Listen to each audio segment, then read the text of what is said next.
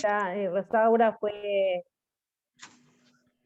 Rosaura fue poniendo en el chat para que después al finalizar o mientras está dando la charla al doctor vayan haciendo sus preguntas. Así él después al finalizar las puede responder.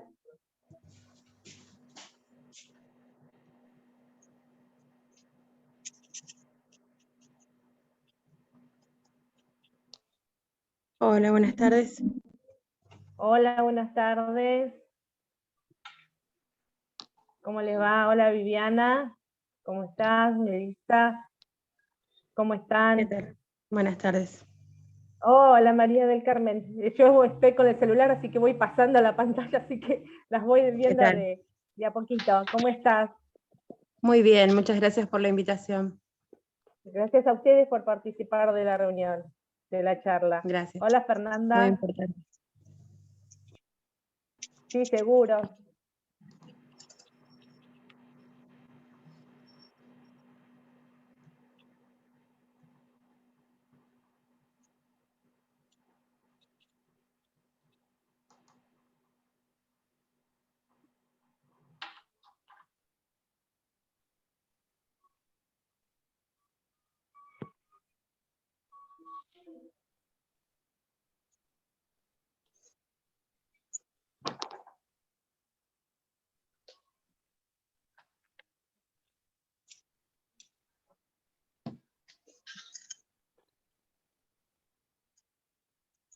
Bueno, buenas tardes a todos.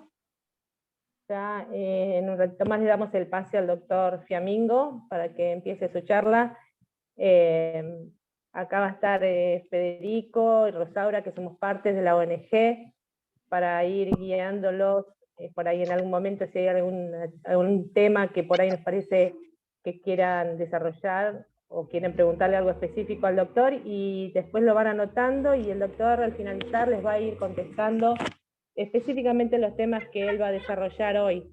Si hay algo más, seguramente va a haber otras charlas en las que se va a ir profundizando en otros temas más específicos, pero hoy el doctor está dando con estos temas que él les va a presentar en el flyer, los que va a desarrollar hoy. Gracias a todos, ya desde ahí la bienvenida y gracias por participar. Y bueno, le doy el pase al doctor Fiamingo. Sí, ¿me escuchan? Sí, doctor. Bueno, buenas tardes entonces a todos los que están en la pantalla viendo. Es muy grato para mí estar aquí con ustedes y les agradezco la invitación a Tu Lucha es Mi Lucha y todos los que forman parte, Paola como presidenta de la asociación y todas ustedes que tanto hacen por la fibrosis quística. Así que bueno, en el día de hoy vamos a poder hablar un poquito de la fibrosis quística, de los órganos afectados y por qué se afectan, el tratamiento, en qué consiste y la importancia de la derecha. Seguramente va a ser bastante prolongada, calculo de 1 hora, y después al final, como decían las chicas, seguramente van a tener preguntas escritas y voy a contestar aquellas preguntas, aquellas dudas que puedan surgir. Así que bueno, empezaremos. Perdón, Doc. Sí. Perdón, Doc. No se lo ve. Sí, lo que no sé. ¿Es así? ¿Qué pasó? No, Que porque está, no se está me con la ve, sí. diapositiva. A ver. ¿Pero se ve la pantalla ahora? ¿Se ve toda la pantalla, que es lo importante? Sí, sí. Bueno, veamos la pantalla. Después cualquier cosa buscamos que me vean a mí. No hay problema.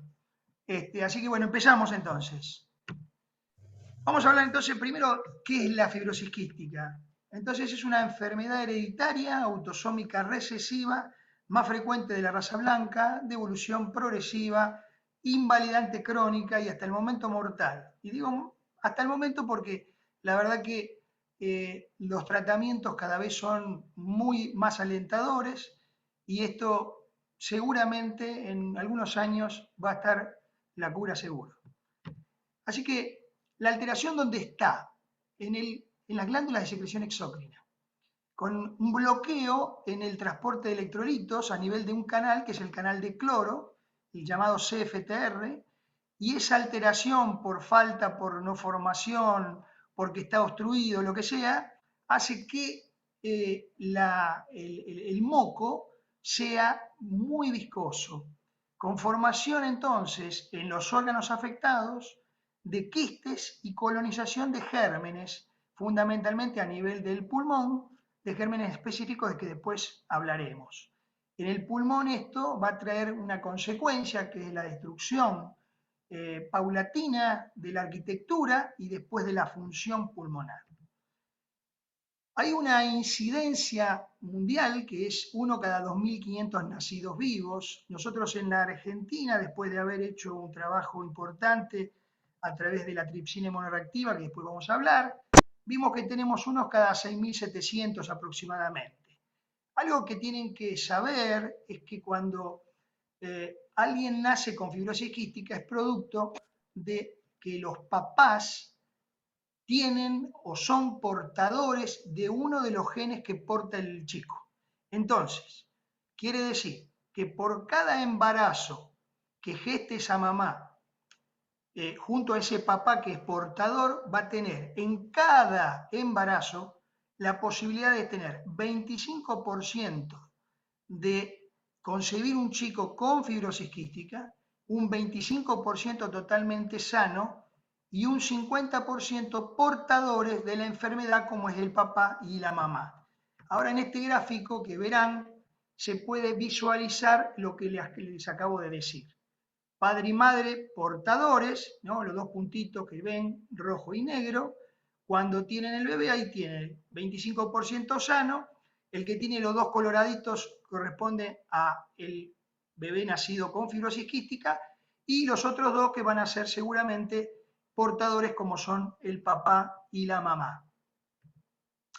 Un poquito de historia. Esto, fíjense ustedes que en el año 1938 fue descrito la fibrosis quística por esta señora Dorothy Arnesen. Y a partir de ahí aparecieron muchas cosas, y acá lo voy remarcando simplemente para no aburrir. En el año 59 se describe la estandarización del gold standard que sigue siendo el test del sudor por Gibson y Cook. Así después, en el año 83, este señor al cual yo estoy en ese momento, porque tuve la suerte de dar una charla con él en Córdoba, recuerdo, este señor Paul Quinton fue el que descubre el defecto del canal de cloro en el año 83.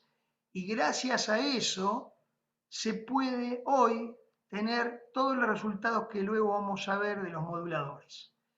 Así que esto fue avanzando. Fíjense que en el año 85 recién se descubre dónde estaba el problema, en qué cromosoma, que es el cromosoma 7.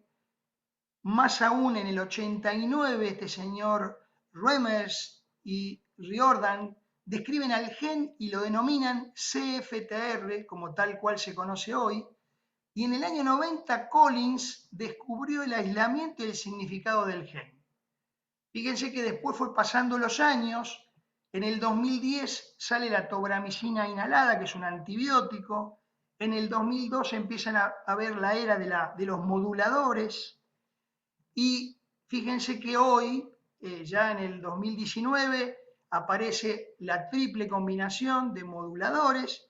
Y ahora estoy diciendo, en el año 2022, los avances en terapia génica, que acabo de venir del Congreso Europeo de Fibrosis Quística, y la verdad que son resultados muy alentadores, los de terapia génica, que esto se hizo hace muchos años, con lamentablemente no buenos resultados, pero hoy se están viendo excelentes resultados, así que eso es muy promisorio, y por eso les decía que seguramente en algunos años más, seguro vamos a tener la cura. Les voy a explicar con este esquema, que es realmente muy didáctico, qué es lo que pasa en un paciente que no es fibroquístico. Esto sería el canal de cloro, lo que yo estoy mostrando acá. El canal de cloro normalmente es permeable al cloro, entonces el cloro, de estar dentro de la célula, sale a la superficie celular. Por otro canal sale el sodio. Cuando sale el cloro y el sodio, el agua del interior sale a la superficie, haciendo que la superficie tenga una cantidad de agua suficiente para fluidificar ese moco y hacer que ese moco, con las cilias que están en el bronquio, pueda movilizar normalmente esa secreción hacia la parte externa. Ahora, ¿qué pasa en un chico con fibrosis quística? Por alguna razón, o no está el canal, o el canal está obstruido, como en este caso. Entonces, ¿qué hacemos? El cloro quiere salir, pero no puede. El sodio sí lo hace normalmente porque tiene un canal aparte. Sale el sodio, sale el agua, pero físicamente hay que mantener una electroneutralidad.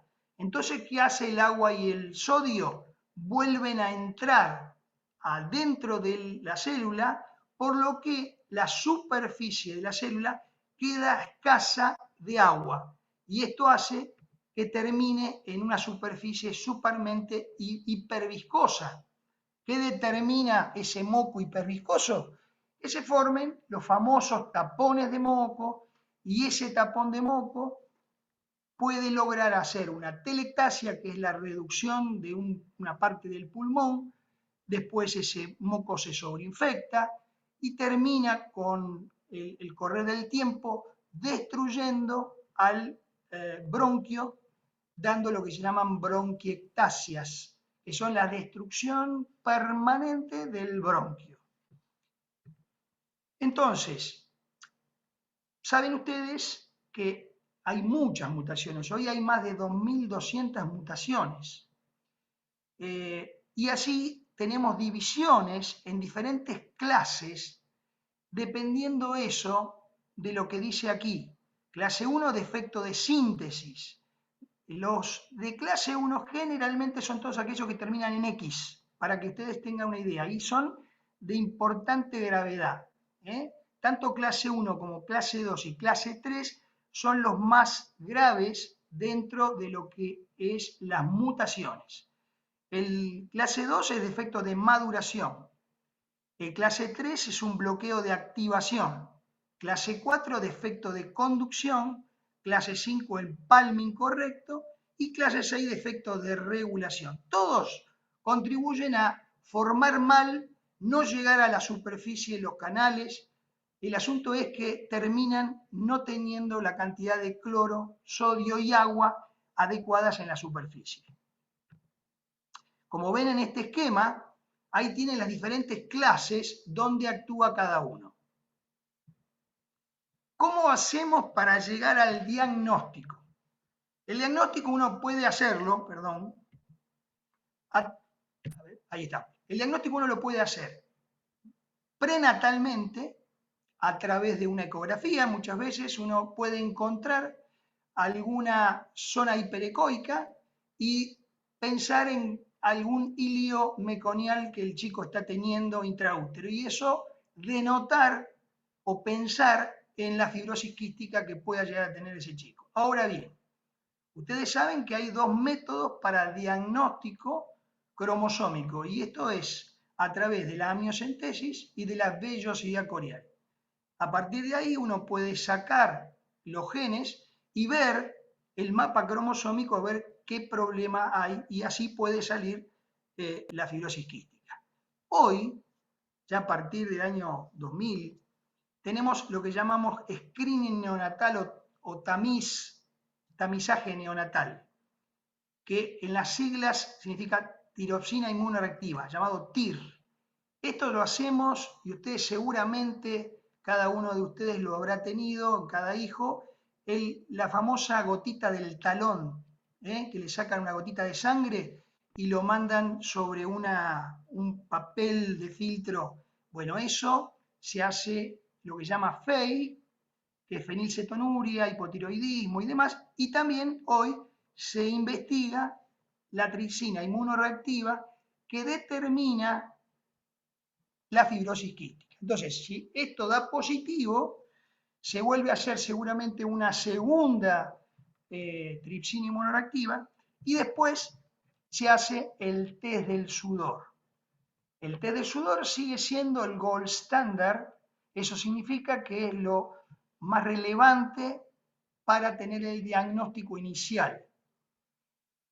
Obvio que si uno, el test del sudor le da negativo, tiene un TIR positivo y entonces tiene que tener una alta sospecha, entonces hay que repetir el test de sudor porque muchas veces por un montón de cuestiones técnicas, por cuestión del que el sudor no es suficiente, para que uno tenga idea, tenemos que tener una recolección de 80 miligramos para tener confiabilidad del sudor que podemos analizar. Si es de menor cuantía, no sirve.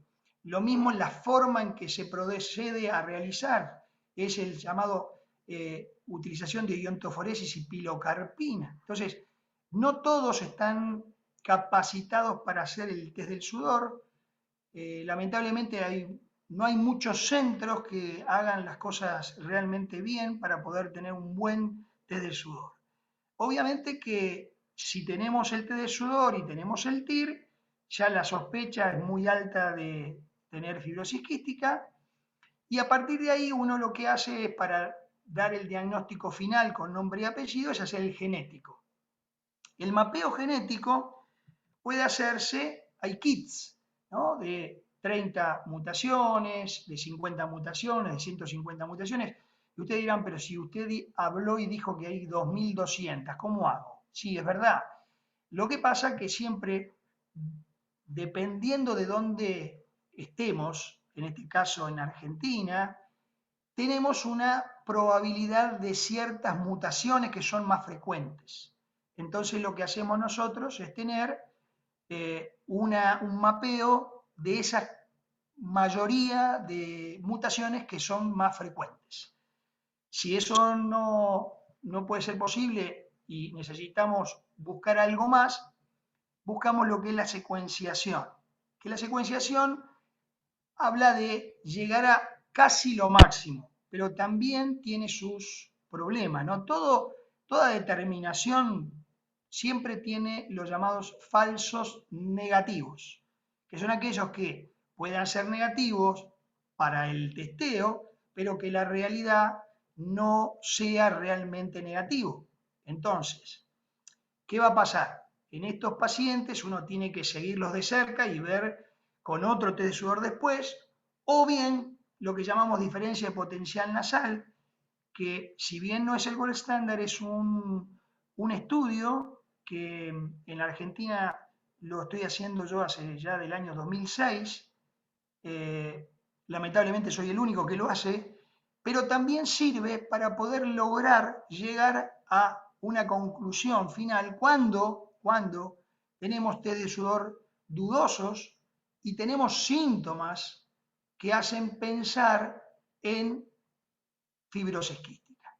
Por eso, entonces, esta cantidad de cosas que ustedes ven allí, el screening, el test de sudor, los síntomas, la diferencia potencial nasal y el genético para redondear. Obviamente, cuando yo empecé con la fibrosis quística hace más de 30 años, nosotros no teníamos tantas cosas para poder ver y lamentablemente veíamos a los chicos llegar con síntomas.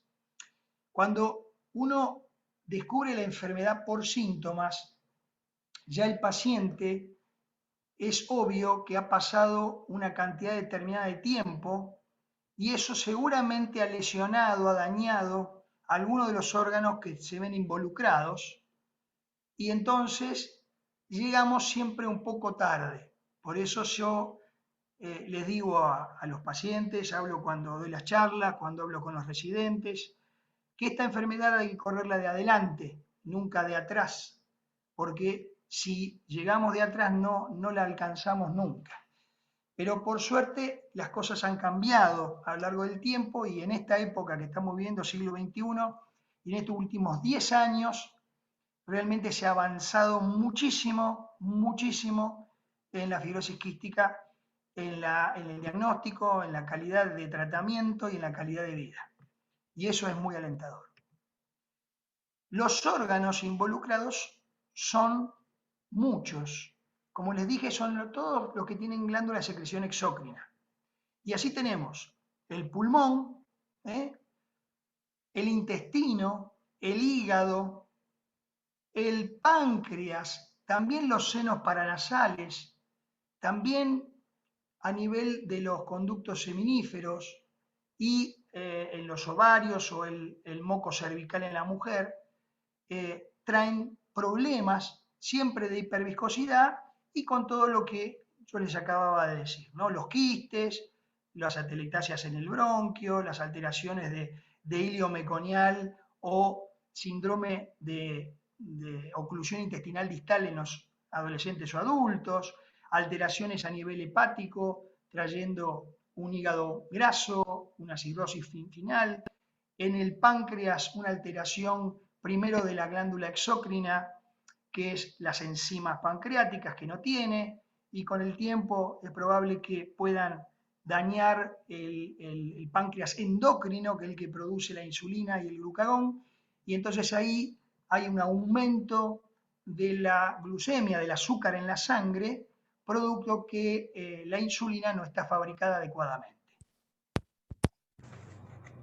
Cuando nosotros pensamos en las manifestaciones clínicas, tenemos que dividirla en 4 partes. Uno es en el recién nacido, en el lactante, en el adolescente, en el joven adulto, porque si bien hay manifestaciones que son comunes en todas ellas, en las particularidades del recién nacido, el lactante, el adolescente o el joven adulto, hay ciertas cosas que ahora vamos a enumerar. Entonces, el hilio meconial o perforación intestinal es lo que nosotros vemos en el chico recién nacido. Muchas veces nosotros hacemos el diagnóstico cuando un niño nace con el hilio meconial. ¿Eso qué es? El meconio, que es la primer caquita que sacan, que es una caca negra, verde, es muy espesa de por sí. Entonces imagínense ustedes si tienen alteración a nivel de las secreciones, ese meconio es muy, muy espeso y esto hace que se produzcan grandes tapones. Entonces el chico cuando nace no puede tener eliminación de ese meconio, por lo tanto hay distensión y rápidamente hay que intervenir para desocluir eso y muchas veces hay que hacer resecciones quirúrgicas del colon. Otra de las cosas que se ven en los niños chiquitos es la ictericia. La ictericia es el color amarillo de piel y mucosas que muchos de los chicos sin necesidad de ser fibroquísticos se ponen amarillo. Pero en este caso es por el espesamiento biliar, que son ictericias prolongadas, o sea que duran mucho tiempo. Entonces cuando tengamos una cosa así, uno también tiene que pensar. Otra cosa que cuando uno le da un beso a un niño, sabe que el sudor es salado, pero lo que tenemos varios hijos o han besado a algún chico cuando transpira y juega, que el sudor tiene un sabor salado, pero les invito a que besen a un chico fibroquístico y verán que la cantidad de sal que tiene es muy importante. Entonces van a poder apreciar con un beso la cantidad de sal que tiene y muchas veces las mamás hacen el diagnóstico por el sabor salado que tiene. Estos chicos suelen deshidratarse en la época generalmente de verano, como por arte de magia, por hacer cosas que hacen cualquier chico.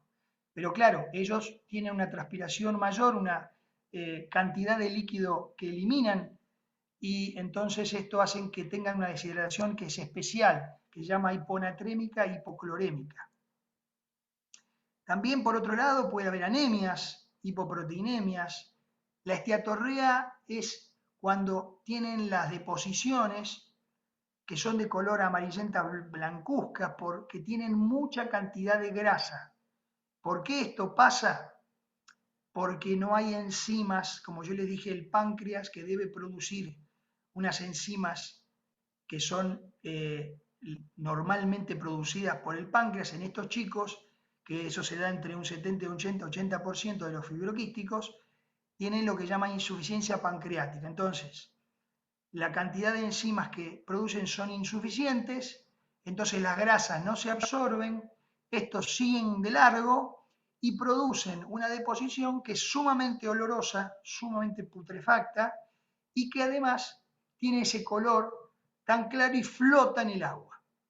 Esto determina muchas veces que los pacientes se acerquen porque no aumentan de peso, entonces hay un retraso de la curva pondoestatural. También por esta falta de enzimas y porque hay una hipotonía de la zona baja, que se llama periné, donde engloba la zona del ano, se hace un prolapso, que es la salida del recto hacia afuera.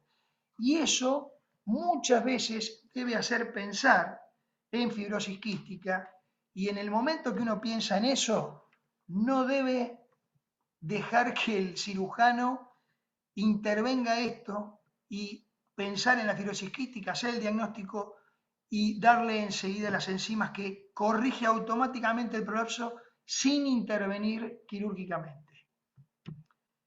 Después, las famosas bronquitis obstructivas que muchas veces se acercan al neumonólogo porque tiene bronquitis a repetición. Los chicos obstruyen, silban el pecho y uno piensa que puede ser un asmático y sin embargo no es asmático. Tiene un problema respiratorio producto de que ese moco obstruye la vía aérea, entonces se hace más pequeño, silba y tiene neumonías y tiene tos crónica. Cuando después aparecen infecciones que uno dice, ¿cómo? Si el chico es inmunocompetente, significa que el chico tiene inmunidad normal y de pronto tiene infecciones que son a repetición, respiratorias. Y después por ahí uno mira, hace una placa de tórax y ve imágenes que le llaman la atención y dice, upa, estoy enfrente de una bronquiectasia. Uy, ¿por qué? Entonces uno empieza a pensar en la fibrosis quística también. Cuando también expectoran, generalmente el moco es un moco muy particular, con un olor muy particular, de coloración verdosa, y eso también nos tiene que hacer pensar en esta patología. Otros chicos tienen lo que llaman pólipos nasales.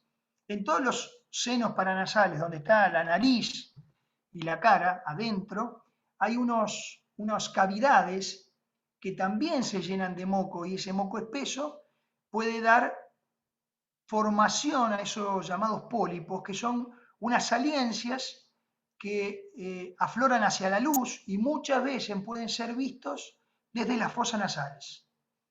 Y otra cosa que habíamos hablado, así como el hilio meconial aparece en los recién nacidos, la obstrucción intestinal distal aparece en los chicos grandes, en la edad más adulta. Y por último, hablamos de la esterilidad.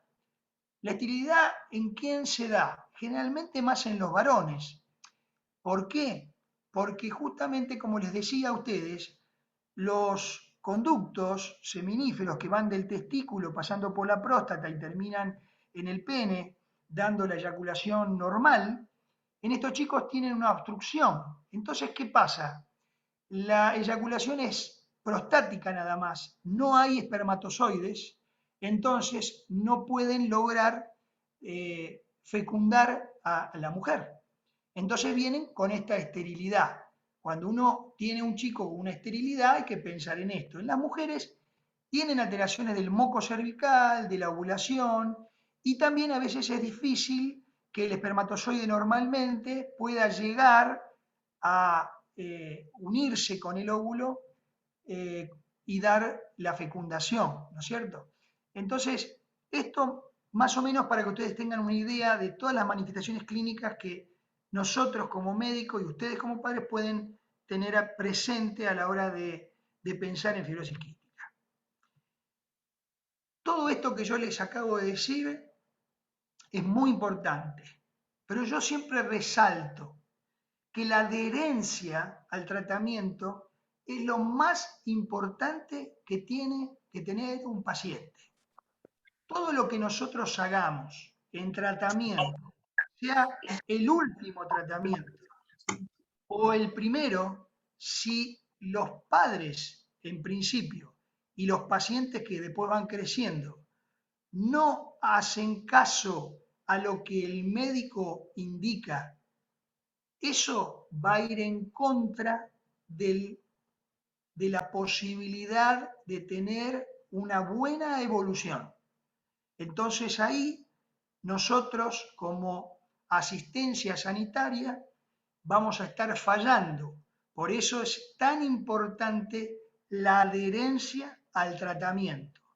Que la adherencia al tratamiento inicialmente la tenemos que tener con los papás, porque los chicos son simplemente chicos y no pueden, si no son a través de los papás, lograr que se hagan todos los tratamientos indicados por el médico.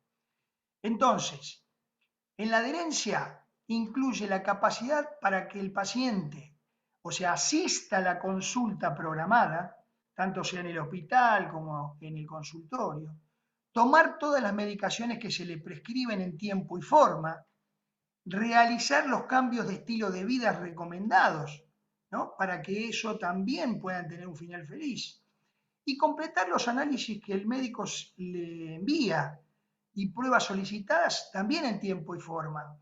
¿Por qué esto? Porque si nosotros pedimos algo y no está hecho en el momento que nosotros tenemos, va a pasar tiempo. Y ese tiempo es muy importante porque no vamos a poder apreciar algunos índices que para nosotros van a ser importantes a la hora de determinar alguna alteración que nosotros ahí tenemos que intervenir. Ustedes recuerden que en los países desarrollados la adherencia máxima habitualmente llega al 50%. Ustedes se imaginan que esto siempre es menor en los países en vía de desarrollo, como somos nosotros. Entonces, en la mejor de los casos tenemos el 50% de adherencia. Por eso les digo que viendo este número, uno sabe que siempre hay falencias, o porque el médico no es claro en la premisa de cómo indicar, explicar por qué, cómo llegar a este paciente, cómo llegar a la familia, dándole todas las explicaciones necesarias de por qué y para qué se usa tal o cual cosa. Entonces, siempre la repercusión de la adherencia es importante porque crece a medida que se incrementa la carga en la enfermedad crónica. Y esto es a escala mundial. Entonces, cuanto más pasa el tiempo y más medicamentos uno tenga que ponerles a este paciente, más difícil va a ser la adherencia. Entonces, fíjense ustedes que la mejora de la adherencia repercute directamente sobre los resultados de la salud y la seguridad de los pacientes e indirectamente en los gastos sanitarios. Así que estas cosas hay que tenerlas muy presentes. En cuanto a la calidad de la relación del tratamiento, uno tiene que identificar la importancia de la adherencia. Entonces, valorar uno como médico si lo está haciendo adecuadamente bien, porque también esto va a repercutir en la evolución del paciente. Los pacientes deben ser socios activos con el profesional en su propia atención. Pero claro, cuando son chicos, nosotros tenemos que ser socios con sus papás y explicarles a los papás por qué y para qué, la higiene que tienen que tener en el momento de nebulizar, de darle un medicamento, por qué dárselo en ese momento, cómo administrarlo, explicarles una y otra vez, aunque parezca fácil. No hay nada fácil, no hay pregunta que sea tonta. Todas las preguntas son importantes. Nosotros aprendemos todos los días de ustedes, de las preguntas y de los que nos enseñan día a día. La buena comunicación entre el personal de salud y el paciente es fundamental para que la práctica clínica sea efectiva. Obviamente que todo profesional del equipo de salud debe explicar lentamente, pausadamente y las veces que sean necesarias. Y escuchar desde la ontología del lenguaje es oír más interpretar. Y muchas veces uno no escucha, oye nada más.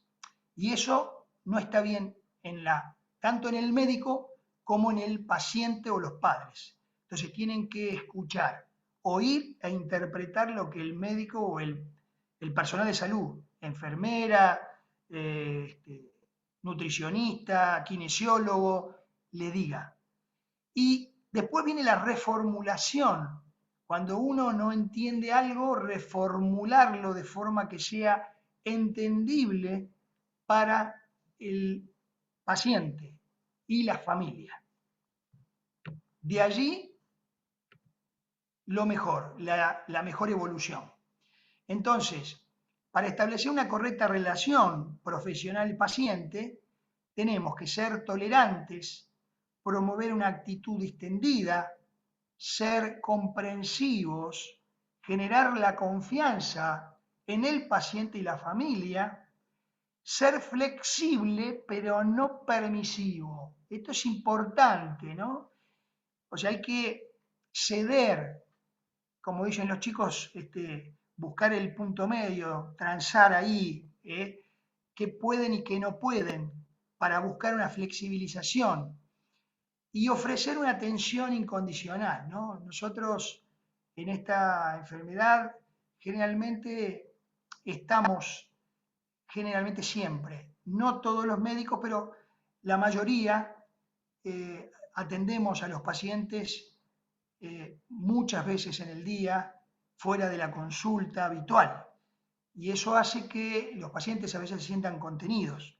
Sabemos que nosotros como médicos tenemos la obligación, pero también somos personas y tenemos nuestros tiempos, pero entendemos y yo realmente en 30 años la verdad que tengo que agradecer porque los pacientes cuando llaman en la mayoría de sus casos, en el 99%, por cosas realmente que son importantes para entender o para salir de una situación que no le es clara ni sencilla.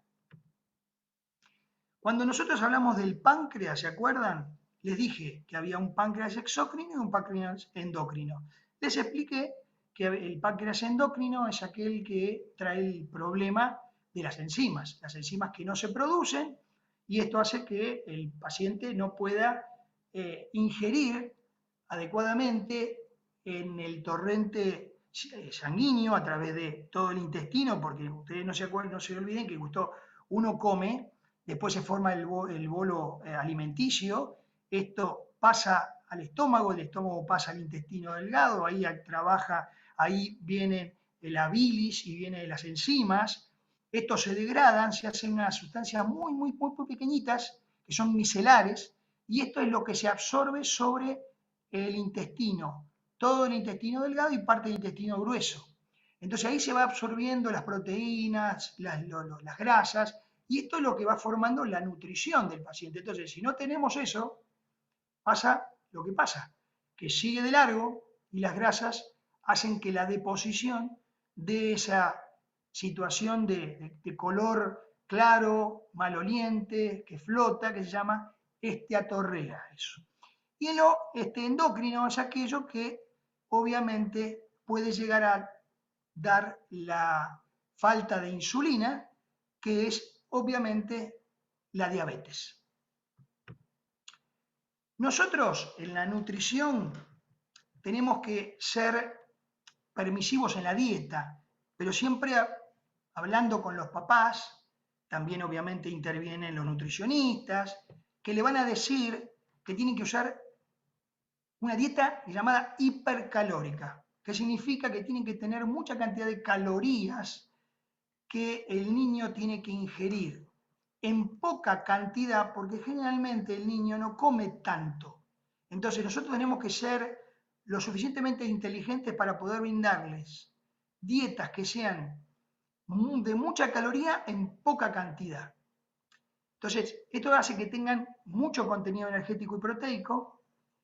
Hay que aumentar la sal, por lo que les decía de la pérdida de sal, y obviamente suplementar con vitaminas que son la A, la D, la I, la K, que son las llamadas liposolubles. ¿Por qué liposolubles? Porque, como les dije, no se absorben las grasas. Entonces, como estas vitaminas son liposolubles, si no tenemos las enzimas, no se pueden absorber. Entonces, la mayoría de los pacientes fibroquísticos tienen una insuficiencia de vitaminas que uno tiene que aportar en forma exógena en conjunto con las enzimas, para que puedan ser absorbidas. Entonces, la intervención obviamente nutricional hace que esto logre un mejor crecimiento, que tengamos un peso adecuado. Y acá vemos las enzimas, famosas enzimas pancreáticas, que vienen en cápsulas, pero también hoy las encontramos en microgránulos que se pueden dar en los bebés. Entonces la Cystic Fibrosis Foundation ya determinó en su momento la cantidad que hay que dar de unidades de lipasa por mililitro, en este caso en los lactantes una guía es de 2.000 a 4.000, en los niños menores de 4 años 1.000 unidades de lipasa kilo comida, y en los niños mayores de 4 años y los adultos se dan 500 unidades internacionales de lipasa por kilo por comida, no superando los 2.500 unidades y no superar en el día los 10.000 unidades internacionales kilo de lipasa. Porque si esto superamos ese valor, que para llegar a eso tiene que haber una gran insuficiencia pancreática, podemos traer algún problema a nivel del colon, que se llama colopatía, secundaria al exceso de enzimas. Hay un trabajo que me tomé el atrevimiento de mostrarles a ustedes, hecho por La Plata, la unidad de fibrosis quística en el 2003, donde tomaron grupos de pacientes de diferentes clases funcionales y vieron que las primeras 3 clases que les comenté inicialmente son las más afectadas. Fíjense que la insuficiencia pancreática en estos 3 clases son casi entre un 99, 70 y un 99%, mientras que cuando no hay, por ejemplo, delta F508 en ninguna de las 2 alelos y hay otras mutaciones, como puede ser la 4, la clase 5 o la clase 6, baja rigurosamente fíjense, a una insuficiencia pancreática del 30%. Entonces, dependerá del genotipo que tenga, o sea, de la mutación que tenga para tener insuficiencia. Lo que les puedo decir es que la mayoría, entre un 70 y un 80% de la fibrosis quística, tienen insuficiencia pancreática. Nosotros siempre, nuestro objetivo, ¿cuál es? Es el crecimiento normal del paciente. No existen pruebas científicas para justificar el crecimiento anormal en niños fibroquísticos que están bien tratados. Esto quiere decir que ahí está la famosa terapia que nosotros estamos dando y la adherencia del paciente y la familia en hacer las cosas que el médico, el nutricionista, les está diciendo que deben hacer en tiempo, forma y cómo hacerlo, cómo tomar la enzima, en qué momento, ver y valorar cuánto tarda un paciente en comer la comida. No es lo mismo que tarde 10 minutos que tarde media hora. Entonces, también eso tendrá que ver cómo cambiamos la postura nuestra en cuanto a dar la enzima inicialmente y si tarda mucho, darle dividido cada 10 minutos y de esa manera lograr mejor absorción y por lo tanto mejor crecimiento. O sea, nosotros cuando vemos que un paciente no aumenta de peso, estamos fallando nosotros en la explicación o está fallando, en este caso los padres inicialmente, en darle o cómo darle al paciente la medicación y después en el adolescente y en el adulto obviamente dependerá del adolescente, de la adherencia que tenga y qué quiere hacer, ¿no? Hay otros medicamentos que nosotros tenemos que dar. En el caso del llamado omeprazol, que tiene un montón de presentaciones, pero omeprazol es la droga, lo que tiende a hacer el omeprazol es bajar la acidez gástrica. Actúa sobre una bomba de cloro y protones que está en el estómago. Esto lo inhibe, entonces no sale lo que se llama ácido clorhídrico, y esto permite que la absorción de grasa sea mejor. Además, también ayuda a que las enzimas puedan lograr tener mejor actuación en la grasa y llegar al intestino primero delgado y después al grueso, y tener la función más importante, que es el intestino delgado, de absorción de los lípidos y de las proteínas. Entonces, mejora la digestión de las grasas y de la absorción. Entonces, esto hace que tengan menos pérdida de grasa fecal. Muchas veces ustedes verán que sus hijos puedan tener aceite en la deposición. Si hay aceite en la deposición, eso es porque hay algo que no estamos haciendo bien. Entonces, eso tiene que ser informado inmediatamente al médico para que resuelva a ver dónde estamos fallando. Si estamos fallando los médicos por la explicación, o hay un problema en el tiempo que el chico tarda en comer, cómo se le está dando la enzima, en qué momento. Entonces, estas cosas tienen que ser muy bien explicadas. Las vitaminas, como les dije, es importantísimo tener la posibilidad de tener vitaminas liposolubles que se entregan y se dan, como es en este caso las que vemos allí. En el mercado están, son comprimidos, entonces estos hay que darlos, machacarlos de alguna manera y poder entregarlos a los pacientes para que puedan ser absorbidos junto con la enzima. Siempre esto es importante, no tomar esto alejado de la enzima, sino junto con la enzima para que pueda ser absorbido y tenga la función deseada. Si no, entramos en lo que se llama hipovitaminosis, que es la falta de vitaminas.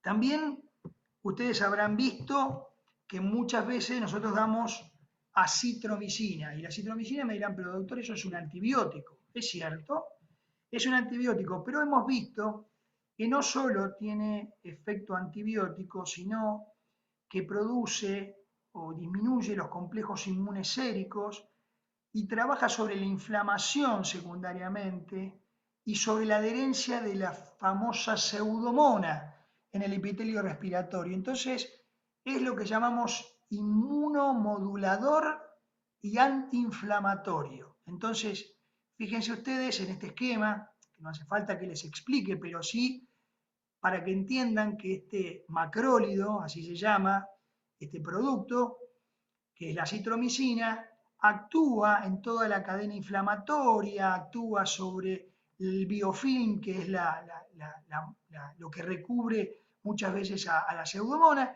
y entonces termina disminuyendo la inflamación y haciendo que la pseudomona no se pegotee a la vía aérea y entonces tengamos más alejada la infección por pseudomona.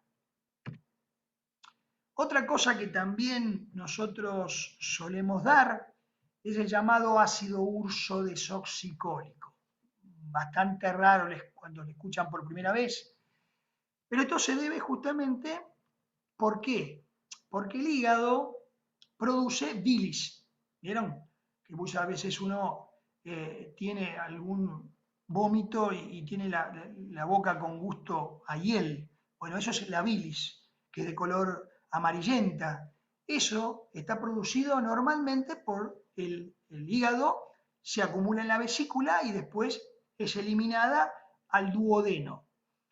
¿Qué pasa? Cuando nosotros vemos por algún método que el paciente, ya sea ecográficamente o por laboratorio, hay algunos parámetros que están alterados, es donde nosotros decidimos comenzar a darle este ácido uso desoxicólico que actúa en esos ácidos biliares para que esa bilis no sea tan espesa, se fluidifique y no traiga aparejado algún problema en el hígado, como va a ser el hígado graso y después la cirrosis hepática.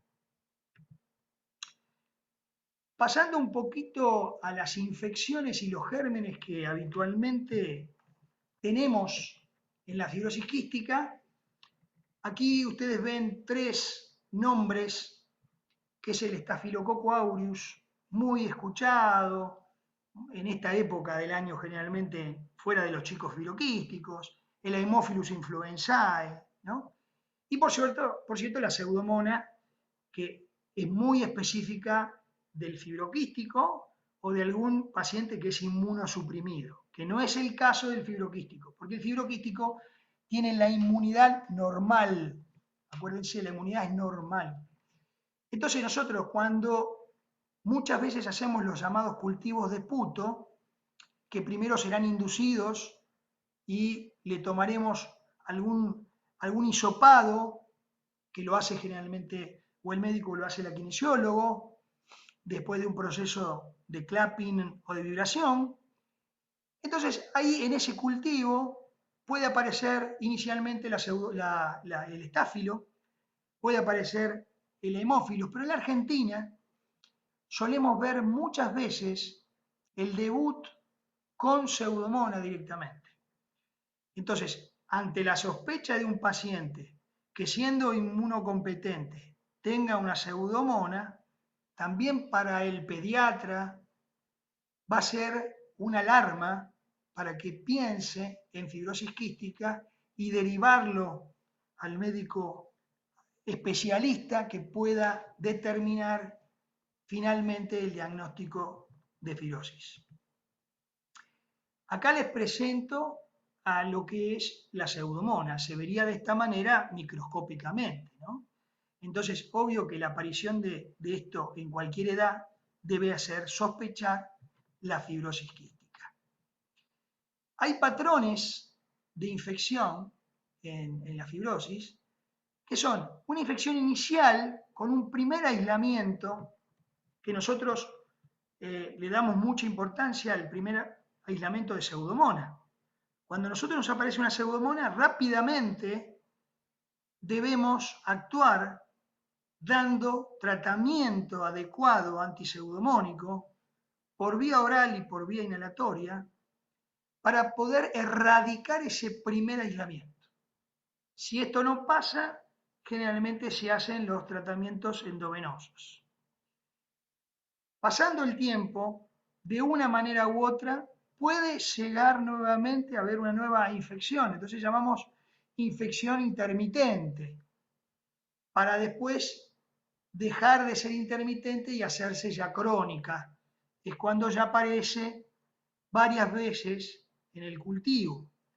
Pero ¿qué pasa? Cuando el cultivo aparece en el cultivo en un periodo de 6 meses, 3 cultivos positivos para Pseudomonas, decimos entonces que el paciente está colonizado. Eso que es colonizado significa que está allí y va a ser difícil erradicarlo. Muchas veces, después de darle el tratamiento con tobramicina, como este germen está en la luz del bronquio, rápidamente la tobramicina o la colistina o cualquier antibiótico inhalatorio actúa sobre la superficie. Entonces, muchas veces cuando tomamos el esputo no lo tenemos, pero sí hay que saber que muchas veces sigue estando allí. Y como es muy dañino, hay que tratarlo y no subestimarlo. Aquí les muestro cómo inicialmente la Pseudomonas, que vemos aquí, primero están aislados, después se van juntando, tienen cilias, y después estas que están juntas, cuando uno le da antibiótico, para hacerse más resistente a eso, se pone como una capa. Esa capa se llama biofilm. Nosotros conocemos esto en la representación del cultivo como lo que llamamos Pseudomonas mucosa. Cuando aparece Pseudomonas mucosa es porque ya tenemos una Pseudomonas que ciertamente empieza a tratar de tener resistencia a los antibióticos que le damos. Entonces es raro iniciar un primer aislamiento de Pseudomonas mucosa. Primero generalmente aparecen las Pseudomonas no mucosas y después con el tiempo aparecen las Pseudomonas mucosas.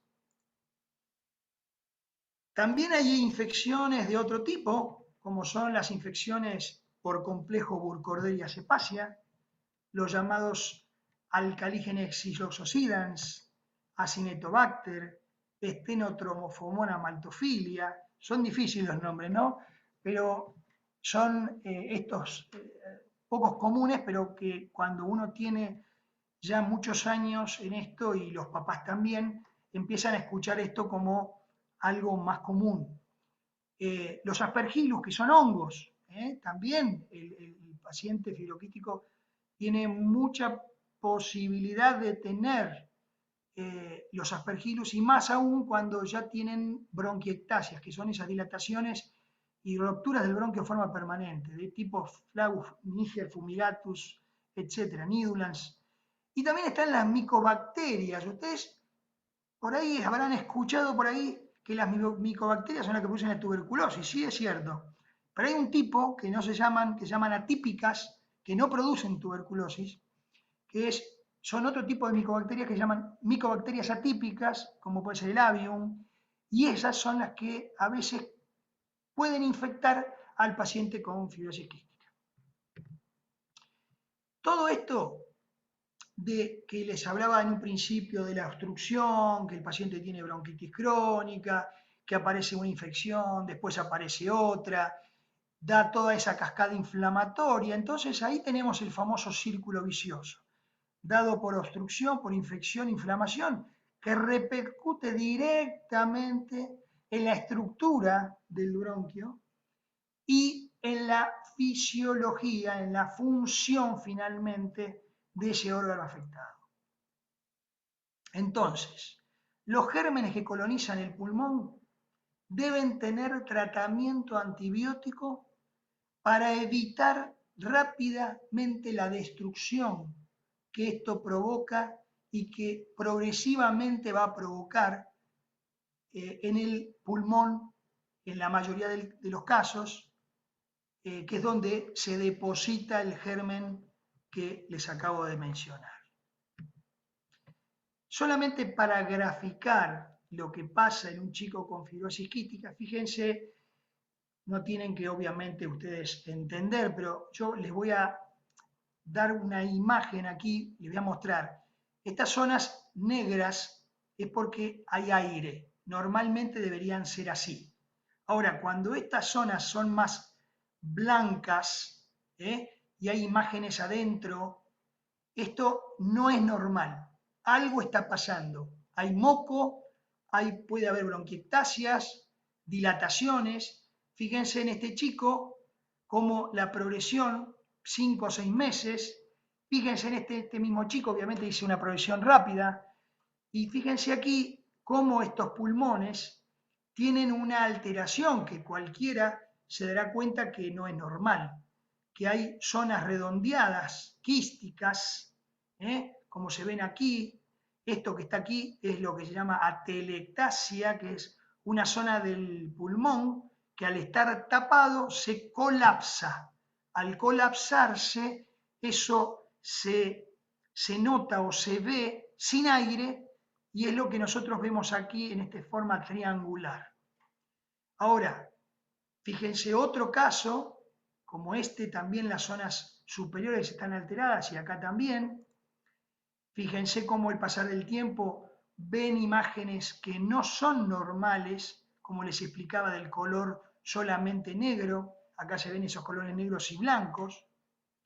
Lo mismo aquí, en una imagen donde se ven zonas más redondeadas que son las famosas bronquiectasias, y cuando uno ya sospecha o tiene esto, le hacemos lo que llamamos tomografía axial computada, donde ya podemos apreciar en un corte tangencial, aquí vemos los pulmones derecho e izquierdo, este es el corazón, esta es la tráquea, y todo esto que vemos acá son literalmente agujeros, que son las llamadas bronquiectasias, que hacen que allí se deposite moco. En este caso, tienen estas dilataciones, pero por el tratamiento son dilataciones que están vacías, no tienen moco, que es lo que también tenemos que lograr, que estén vacías de ese moco que conlleva a mayor destrucción de ese pulmón. Aquí vemos otra tomografía con estas imágenes que yo les denoto y les hago ver que no son normales. Evidentemente hay zonas de bronquiectasias, de dilataciones y zonas de atelectasia como ven acá. Entonces, otra imagen también patológica, este mismo chico con la tomografía donde vemos estas alteraciones que son muy grotescas y se los muestro a propósito para que vean qué es una bronquiectasia y a donde no tenemos que tratar de llegar. Acá ven otra en un corte más bajo. Entonces, producto de esto que antes veíamos mucho más frecuente, es que estamos en una nueva era de la antibioticaterapia inhalatoria para tratar fundamentalmente a la pseudomonas que es la vedette, ¿no? Entonces, hay tratamientos que se llaman de colistina, colistina que es especialmente hoy preparado para inhalar. Cuando nosotros empezamos con antibióticos que eran endovenosos y lo usábamos, imagínense, hace más de 30 años, y lo usamos para nebulizar porque no teníamos otra forma. Hoy, por suerte, ustedes están frente a tratamientos inhalatorios adecuados para ese fin, como la colistimetato, como la tobramicina, como el Astreonam, que no está en Argentina, pero lo podemos obtener. Y hoy también aparece en chicos mayores de 18 años la levofloxacina para inhalar, que es un tratamiento más nuevo. Pero hay muchos medicamentos que puede uno usar para inhalar. Los antibióticos inhalatorios se deben usar a través de un tratamiento con un nebulizador especial, que es un compresor, con una pipeta, con pieza bucal o con una máscara si son pequeños, que son las pipetas LS+. También existen los Ciflow, que son para evitar mucho tiempo de inhalación, y algunos nuevos como este es el llamado Mesh, que se usa para la levofloxacina. ¿Qué nosotros tenemos que sacar como beneficio de los antibióticos inhalatorios? La disminución del número de colonias bacterianas, la menor frecuencia de exacerbaciones infecciosas, que nos reduce las hospitalizaciones que nosotros no queremos, la mejoría de la función pulmonar. Ustedes recuerdan que cuanto más se dañe el pulmón, la estructura va a terminar con la función. Entonces, todos estos tratamientos se comprobó, y ahora vamos a algunos trabajos, que muestran que es segura, que es efectiva, que es bien tolerada, que no produce, a diferencia de lo que son las endovenosas, alteraciones nefro y ototóxicas, es decir, que pueden afectar el riñón y el oído. Hay muchos estudios, pero fíjense este del año 87 por un médico muy conocido, que es el doctor Hoiby, está en Dinamarca. Ellos suelen usar mucha colistina, ¿no? Entonces se hizo un trabajo con 40 fibroquísticos, doble ciego y demás, pero simplemente para mostrarle la conclusión final. ¿Cuál fue? Recomendar el tratamiento inhalatorio con colistina en pacientes que tengan la colonización por pseudomonas. Y esto demostró un tratamiento endovenoso que también era efectivo. Y hoy día se ha visto nuevos trabajos que demuestran prácticamente la misma efectividad entre lo inhalatorio y lo endovenoso. Siempre hay que saber que muchas veces lo inhalatorio no alcanza y ahí tenemos que hacer las llamadas toilette bronquial o internaciones por reagudización respiratoria. Más tarde apareció la tobramicina en este ensayo llamado ELITE, donde uno lo que busca es la erradicación de la tobramicina inhalada. En este estudio hecho en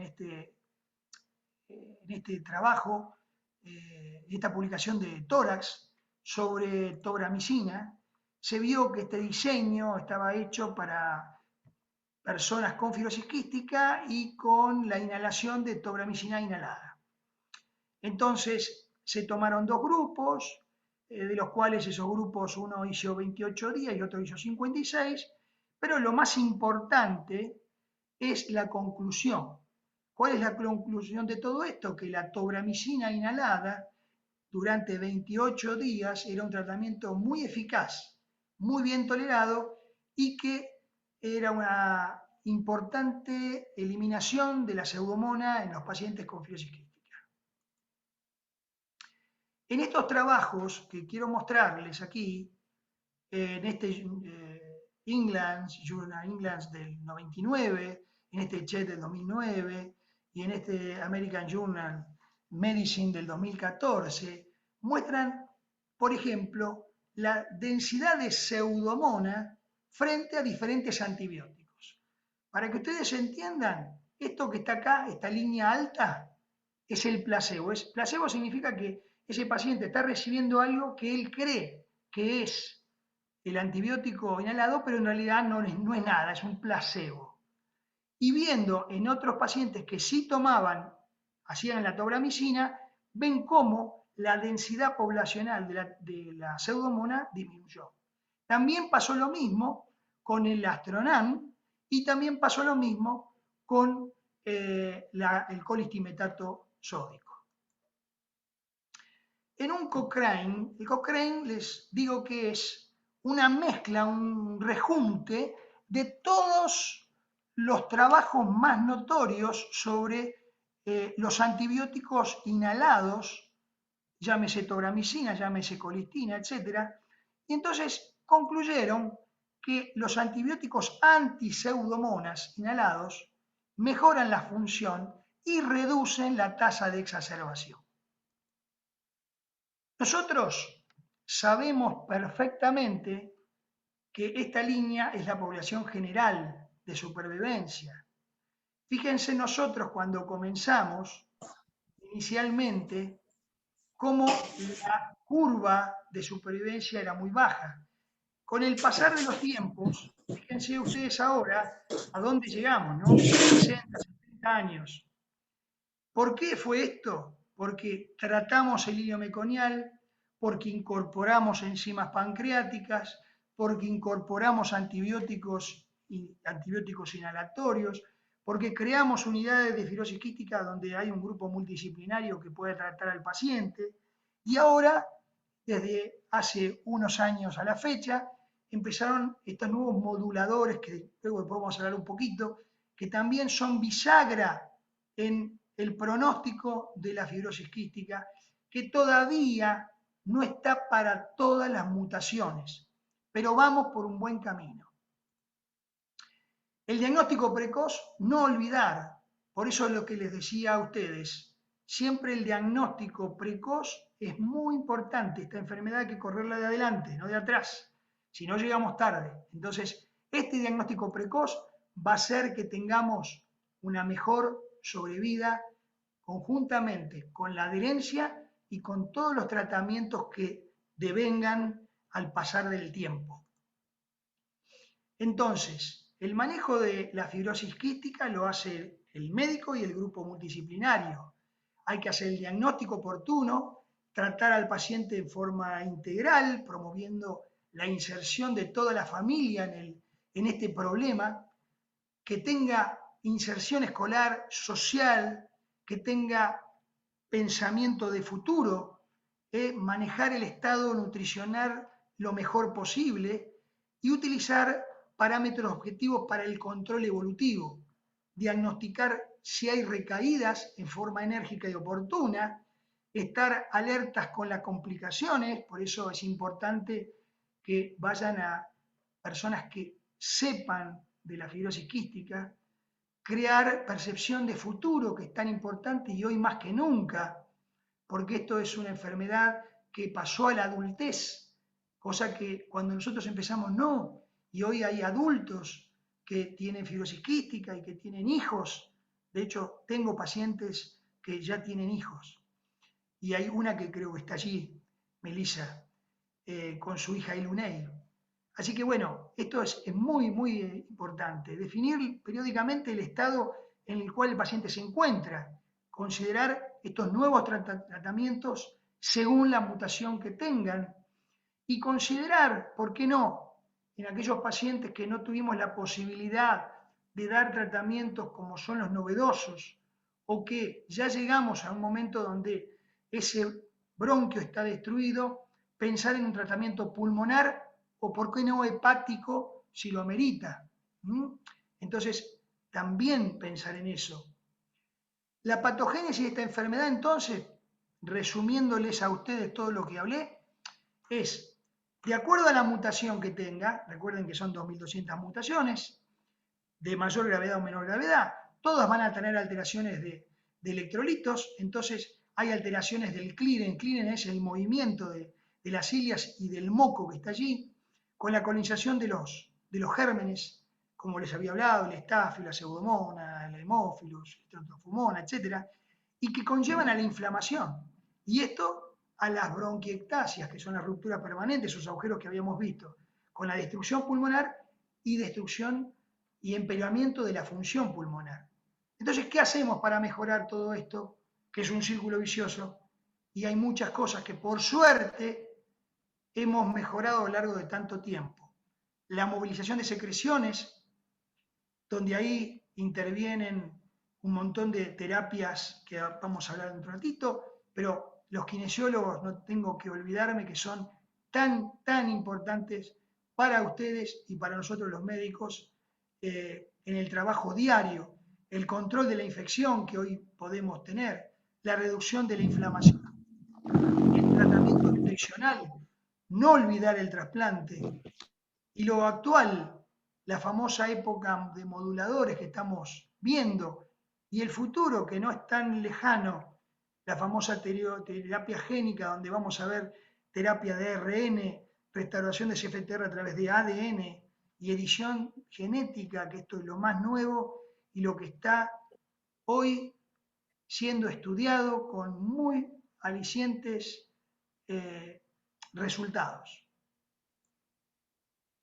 Como les decía, cuando nosotros tenemos alteraciones del clíren mucociliar, damos diferentes sustancias para que se nebulicen. Los más conocidos por ustedes seguramente son la solución hipertónica y la RH-DNasa, conocida por Pulmozyme, porque es lo único que hay. Hay otras como Manitol, que en la Argentina no se da, y la N-acetilcisteína, que no está para nebulizar. Antes la usábamos cuando no teníamos estas dos, pero lo más importante que cierra este círculo es indefectiblemente la kinesiología respiratoria diaria, los ejercicios kinésicos y no tanto los chalecos vibratorios. Yo, cuando me preguntan de los chalecos, doctor, ¿podemos tener un chaleco vibratorio que reemplace al kinesiólogo? Yo le diría jamás. Jamás un chaleco va a reemplazar a un kinesiólogo. Sí, lo que vamos a tener es la posibilidad de tener un accesorio más. Pero en mi experiencia les puedo decir que muchos chicos que tienen el chaleco después de tanto tiempo de pelear por ellos, recuerden que está en un valor de 10, 15 mil dólares, ¿qué pasa? Termina colgado en el placar. Entonces, no hay mejor que la presencia del kinesiólogo que va a trabajar con diferentes técnicas kinésicas para poder movilizar esas secreciones junto con estas medicaciones que nosotros tenemos que usar. Por eso hay tratamiento que es personalizado a través de la kinesióloga, con clapping, con vibraciones, con tratamientos inspiratorios, movilidades y con dispositivos como son el flute, la capela, el paripé, el RC Cornet, que lo que hacen es de alguna manera u otra producir presiones y movilizar toda la zona del tórax y eliminar así o ayudar a eliminar el moco que ya está ciertamente fluidificado por estas medicaciones que les acabo de mencionar. Perdón, doctor. Entonces, Perdón, doctor. ¿Perdón? ¿Sí? Alfio. ¿Sí? Sí, doctor. No, le quería recordar que no sé si por ahí se puede llegar a cortar, como porque quedan las preguntas todavía para reincorporarse. Si se corta el Zoom. Ah, se corta. ¿Cuánto estamos ya? Creo Ya que sí. estamos en una... Sí, estamos sobre la hora, por eso le digo. Pero Bueno, redondéelo usted, doctor. Bueno, vamos pasando rapidito entonces, que en el concepto de modulación, que son los nuevos moduladores, que actúan fundamentalmente produciendo, si no bien la cura, actuando sobre el defecto básico, que es el defecto del CFTR. Entonces, lo que tenemos que saber que hay diferentes correctores potenciadores que van actuando en diferentes lugares del núcleo y del citoplasma para poder formar el canal de cloro. Así nosotros tenemos diferentes trabajos donde se vieron, por ejemplo, el ivacaftor, que mejoran el índice de masa corporal, mejoran la capacidad pulmonar, como lo que acaba de decirle el índice de masa corporal, que es el peso del chico, ¿no? En una forma muy importante. Inicialmente se empezó con el ivacaftor en una mutación, hoy se amplió para otras mutaciones. Así tenemos hoy en la Argentina también esta sustancia. Tenemos combinaciones de dos moduladores, como es el Orkambi originalmente, y acá tenemos el Lucaftor, y con el correr del tiempo fueron pasando otros nuevos moduladores y llegamos finalmente a una terapia combinada de 3 moduladores que es tan importante, voy un poquito más rápido para llegar a esto, que conocemos como Trixacar, o inicialmente Trikafta, que es el medicamento original. Nosotros aquí en la Argentina tenemos este Trikafta, que les digo es muy importante, por cada Trikafta que tenemos podemos dar 7 Trixacar, entonces tenemos a 7 chicos cubiertos. Esto demostró en fases de investigación que mejora sustancialmente la capacidad pulmonar y el índice de masa corporal. Quiero mostrarles a este chico Tiago, que lo empecé a ver cuando tenía 9 meses, en esta situación, con bigotera, con sonda. Pudimos lograr mejorarlo con los tratamientos habituales y comienza a los 7 años con moduladores. Ustedes verán que sus índices de espirométricos son buenos, pero lógicamente él siguió con otros nuevos moduladores y llegamos con los 30 kilos a darle un modulador triple que logró mejorar. Fíjense ustedes esta imagen y fíjense esta, cómo logró superar la línea sombreada, que eso significa que el chico está con valores totalmente normales de función pulmonar. Así pasa con Julieta, que la veo desde muy chiquita, empezó con el Lucaftor, que es la doble modulación, donde ella tenía mucha tos, tenía una alteración importante en la pequeña vía aérea, y con la triple combinación normalizó, dejó de tener tos, dejó de tener secreciones, y realmente para mí es una gran satisfacción ver cómo esta nueva medicación les ayuda a todos los chicos. Así que las terapias moduladoras son muy alentadoras, así que esto será lo novedoso junto con los avances de la terapia génica que está por venir, y realmente creo yo que será años 4 o 5 años tendremos, si Dios quiere, un tratamiento de la cura. Entonces las metas futuras serán reparar la proteína, restaurar la proteína o reemplazarla directamente para tener tratamiento genético terminante. Entonces lo más importante es realizar nuestra experiencia, viendo la evidencia, los riesgos, los beneficios, valorando la calidad de vida del paciente y de sus familias. Muchas gracias. Muy bien, aquí estoy. Fuimos No lo vemos rapidísimo. todavía, doctor, ¿eh? Esperen un poquitito que tengo que ver. Ah, bueno, lo esperamos, no hay problema, doctor. Sí. Pueden preguntar mientras busco cómo hacer Sí, para volver Bueno, a verme. claro. ahora Rosaura le va a ir leyendo las primeras preguntas que nos fueron haciendo en el chat. Bueno, Bien. Ahí empiezo con las consultas. Osvaldo Fernández consultaba por los pólipos nasales si es consecuencia de niños a partir de 5 años en adelante. sí, generalmente empiezan en chicos más grandes, no tan niños. Y después, obviamente, con el correr de los años, pueden incluso, hasta como les dije, poder verse por la vía directamente nasal, ¿no? Entonces, sí, generalmente aparecen en chicos más grandes, no en chicos tan pequeños. Si aparecen chicos pequeños, es porque evidentemente hay algo que no estamos haciendo bien. Así que hay que hacer hincapié en eso. Sí.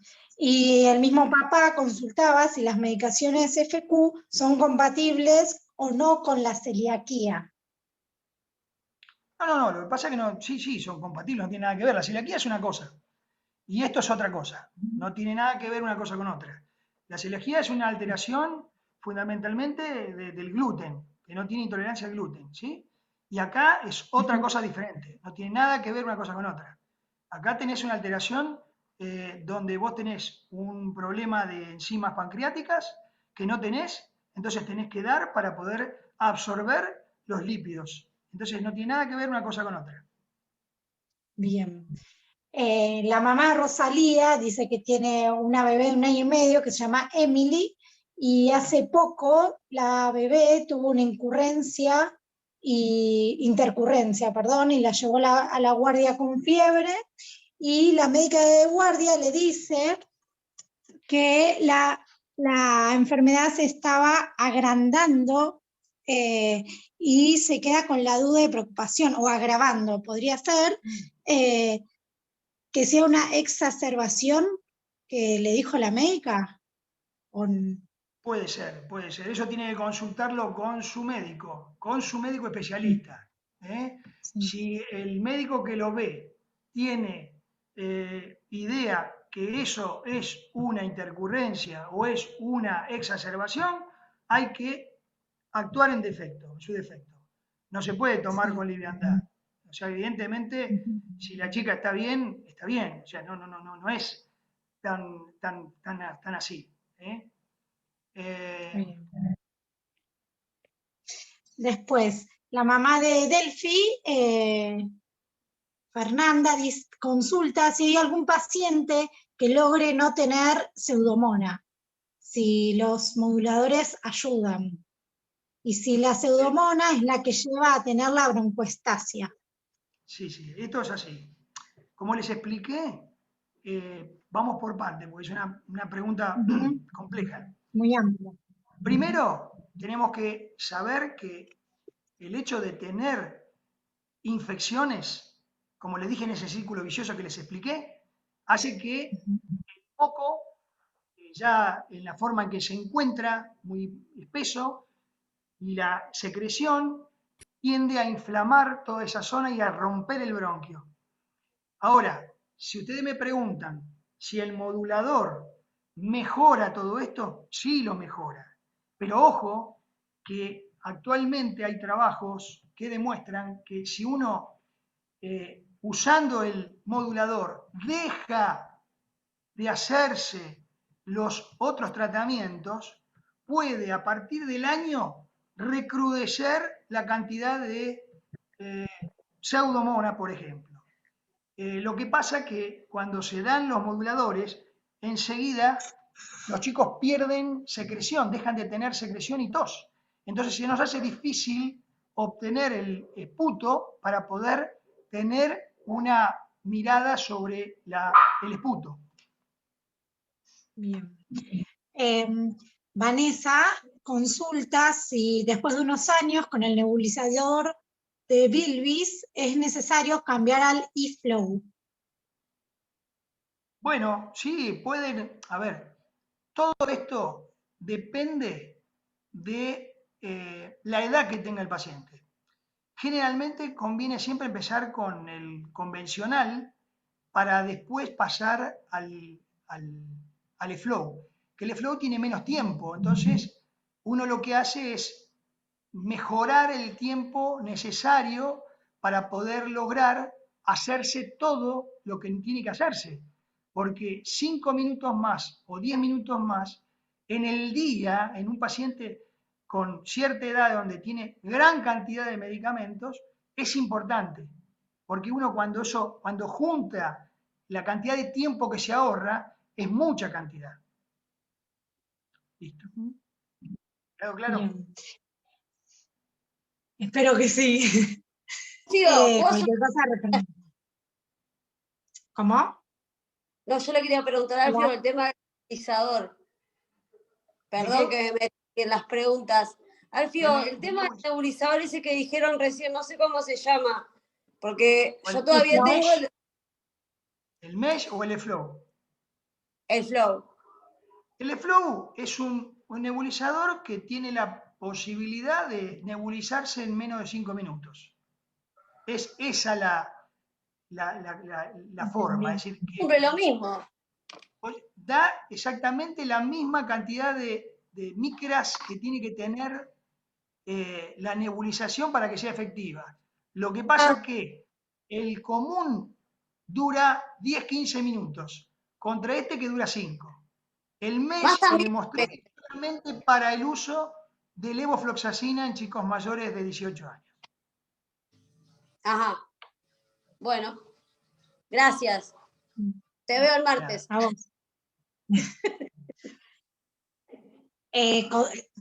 Otra consulta dice la mamá de Elfi si el toilet se hace en todos los FQ por prevención, la toilet. La toilet, sí. A ver, Sí.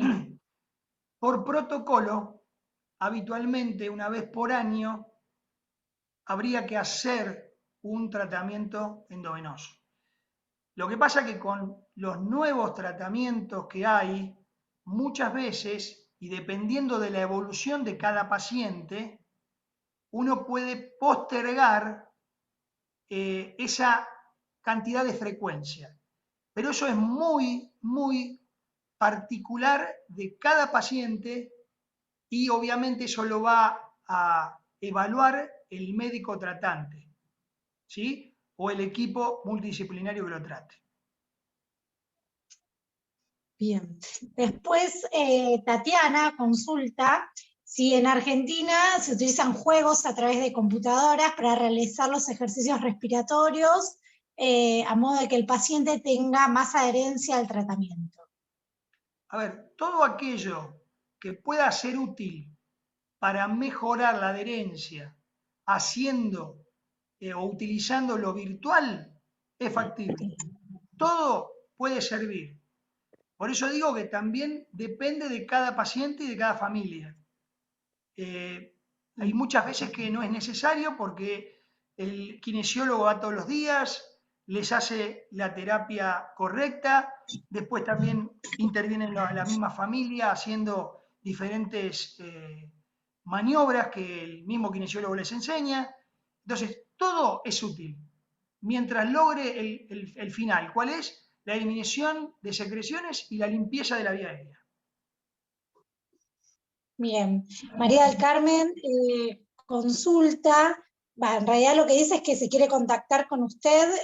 Usted atiende en el hospital Belestarfield, ¿no?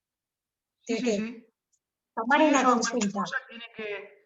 Tiene que pedir turno, pero primero tiene que tener una entrevista conmigo para ver dónde ubicar al paciente, por todo lo que puede hacer gérmenes. Entonces, no puede venir en cualquier instancia ni en cualquier momento.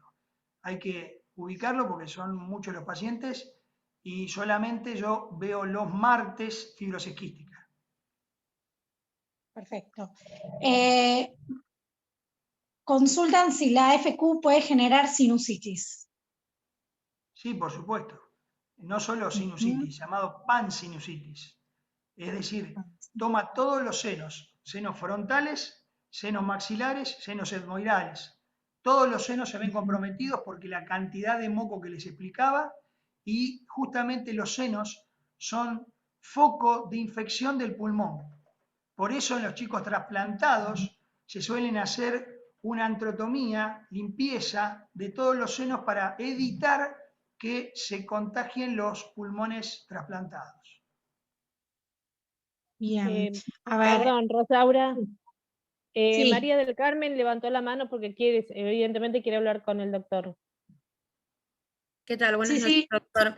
Disculpe, Buenas noches. sí, es simplemente una pregunta. Bueno, había preguntado si en personas adultas también se puede dar una enfermedad.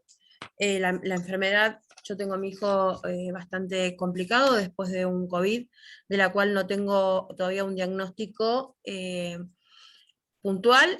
Sí me hablaron de esto, de la fibrosis quística, pero nada más. Y bueno, él hace un año que está con un tratamiento y he escuchado toda la charla y bueno, nos vemos identificados con muchas cuestiones de lo que usted ha explicado. Bueno, a ver, una cosa es el COVID, ¿no? Que Sí. todos podemos padecerlo y los fibroquísticos también. Y eso hemos visto que muchos fibroquísticos que han tenido el COVID han descendido la función pulmonar, a pesar de los tratamientos, incluso hasta de los moduladores que tienen. En el caso suyo, no sé si no tiene diagnóstico todavía, no tenemos la certeza de que sea fibroquístico. Por eso tendrá que ser investigado con el médico tratante a través de las diferentes formas de diagnóstico y una vez que tengan certeza, tratar en consecuencia. Es cierto que el diagnóstico se puede hacer tardíamente cuando generalmente hay mutaciones que son leves, porque si tienen mutaciones como les enseñé, la 1, o sea, clase 1, clase 2, clase 3, son mutaciones muy importantes que dañan mucho. Entonces tienen insuficiencia pancreática, o sea, muchas veces en pacientes que no tienen ese tipo de clase de mutaciones en ninguno de los dos alelos, por ahí debutan con esterilidad, como les expliqué. Entonces solamente tienen una sinusitis, una pansinusitis, esterilidad, y entonces consultan por la esterilidad y después la médica que lo ve dice, no será fibroquístico, y le mandan a hacer un test de sudor, le mandan a hacer un genético, una diferencia potencial nasal, y se dan cuenta que el chico es fibroquístico. Perfecto, muchas gracias, doctor. Por favor. Doctor, Sí, acá, doctor. escucho. Quizás es una pregunta que por ahí tendría con respecto a la adherencia al tratamiento, que por ahí no quedó clara en el sentido de que se puede dar que tome una sola medicación, nada más, en toda la medicación que se le da a un fibroquístico, o tiene que tomarla toda, todo lo que se le receta, o por un mes una cosa, otro mes otra. No. La medicación que se da habitualmente es permanente en muchos de los casos y a veces en los antibióticos inhalatorios se da mes por medio. Pero dependiendo del estado que esté el chico, muchas veces se hacen antibióticos inhalatorios alternos, colistina, tobramicina y muchas veces 3 ciclos de tobramicina, 3 ciclos de colistina, pero quedarse sin nada, si obviamente tiene la colonización por pseudomonas, es muy difícil. Entonces, la medicación que el médico o el equipo le está dando tiene cada una explicación. Por eso le dije a ustedes que tiene que ser explicado cada cosa que uno le da al paciente. ¿Para qué? Para que primero los padres entiendan, que son los primeros que tenemos nosotros contacto, y en la medida que vayan creciendo, sean ellos mismos los que entiendan el problema de la enfermedad. Entonces, si ellos no hacen algo, pueden tener una consecuencia por no hacerlo. En el caso de no tomar una enzima y ser insuficiente pancreático, obviamente van a bajar de peso porque van a tener deposiciones de esteatorectas. Entonces, todo tiene que ver con eso. La adherencia va a que hagan los tratamientos que se le digan, que vayan a las consultas que se le diga al médico, que puedan hacer los laboratorios que le dice el médico en tiempo y forma, porque si no, el médico no puede darse cuenta por vía Zoom si el chico está muy mal o no, o si por lo menos tiene una cosa muy leve, muchas veces uno no lo puede visualizar si no lo ve. Por eso, la consulta virtual, está bien, puede servir, pero en caso de fibrosis quística, la verdad que a veces nos quedamos cortos. La pregunta más que nada es, Doc, porque las obras sociales a veces no entregan toda la medicación completa, de todas las disposiciones que ustedes dan. Y a veces los padres, por eso, por ahí, o dejan de dar enzima, o dejan de dar el antibiótico, ¿me entiende lo que le digo? Le dan cosas Sí, no todas claro, completo el tratamiento. Ya es ajeno a la relación del médico y del paciente. Eso es un tercero que está interviniendo en la adherencia, porque por ahí la adherencia es buena, pero si no hay provisión de esos medicamentos, habrá que actuar en consecuencia, por vía legal, para obtener esos medicamentos en tiempo y forma, porque cada vez que uno no da el tratamiento, está perjudicando directamente al paciente. Entonces, si el padre tiene en cuenta eso, tiene que luchar por su hijo, para que tenga la medicación en tiempo y forma. Porque como les decía, cuando uno tiene que hacer, vamos a dar un ejemplo, 6 tratamientos por año de tobramicina o colistina, y por alguna razón que se le antoje a la obra social, tiene solamente 3, estamos en la mitad del tratamiento que nosotros queremos indicar o indicamos, y después tenemos un resultado que no va a ser el esperado, por supuesto, porque no está siendo mes por medio. Entonces los resultados que vamos a tener son diferentes, obvio, y el tratamiento que va a tener el paciente también, que lamentablemente acá es un tercero, que no es el paciente ni el médico. Por eso, claro, cuando hay una obra social, una prepaga que no hace caso omiso a lo que el médico receta e indica a través de las historias clínicas que hacemos, que son tediosas, montones, y todas las recetas que hacemos todos los meses y que a veces nos ayudan los padres, bueno, es importante que eso esté, pero al dedillo. Porque, y por ejemplo, ahora con los moduladores, que tenemos que tener continuidad, si ustedes cortan ese tratamiento, vuelven atrás a foja cero. Perfecto, doctor, eso quería que quedara en claro. Perfecto. Bueno. Bien. Ro, creo que no hay más, ¿no? Podemos ir cerrando. Vamos recordándoles a todos que bueno, desde los que hacemos Tu Lucha es Mi Lucha, los esperamos para acompañarlos, que tienen en pantalla el WhatsApp y el mail para escribirnos. Sepan que la ayuda es totalmente gratuita para los nuevos que se enganchan a acompañar.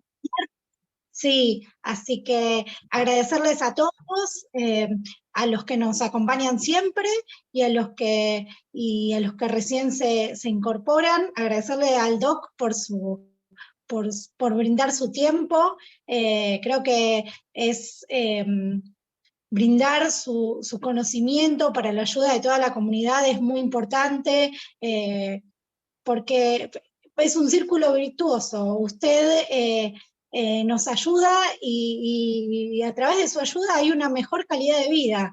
Entonces, ser conscientes de lo que usted hace y lo que todos hacemos para ayudarnos es un círculo virtuoso, que todos queremos la cura para la fibrosis quística y una mejor calidad de vida para todas las personas que lo padecen. Así que bueno, agradecidos a todos y a usted en especial. Muchas gracias, Doc. Les agradezco a todos ustedes y sepan que estamos por un camino realmente maravilloso, con un futuro muy alentador, no solo con los moderadores actuales y los que están por venir, sino, como les hablaba, de la terapia génica, donde se está buscando la cura de la enfermedad, que yo creo que en 5 años vamos a tener novedades maravillosas. Así que... Hola, Doc, lo quiere saludar Delphi. Bueno, cómo no. Hola, Delfina. Hola, ¿cómo te va? Ahí está. Bueno, Bueno, me alegro mucho. gracias doctor, gracias a todos. Los esperamos, todos. vamos a ir publicando los otros charlas que vamos a ir dando. Así que igualmente vamos a estar atentos. Bueno, Gracias. Muchas gracias a todos. adiós. Adiós, buenas noches. Buenas noches. Gracias.